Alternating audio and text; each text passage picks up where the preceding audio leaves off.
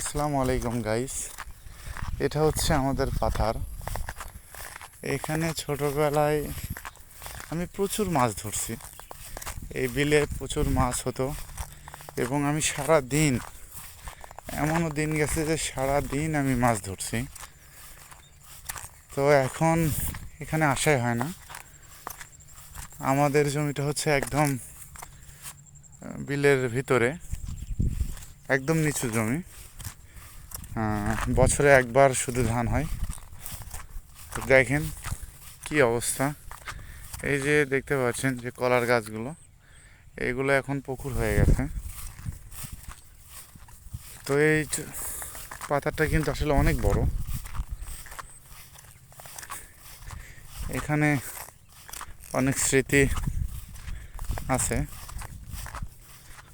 যেখানে আমরা অনেক খেলাধুলা, মাছ ধরা এবং এই যে ধান ধান দেখতে পাচ্ছেন, এই ধান কাটার সময় বা লাগানোর সময় আমাদের যে কৃষক ভাই আছে, আমাদের কাজ করে, তাদের জন্য আমরা বাসা থেকে সকালবেলা ভাত নিয়ে আসতাম।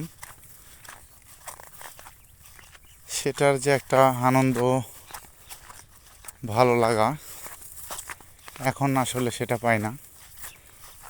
এখন আমি যদি হঠাৎ মাঝে মধ্যে আসা হয় না, তারপর আজকে যেরকম আমার আব্বার সাথে আমি আমাদের যে ভাই কাজ করতেছে, ভাইয়েরা, তাদের জন্য কিন্তু ভাত নিয়ে আসছি।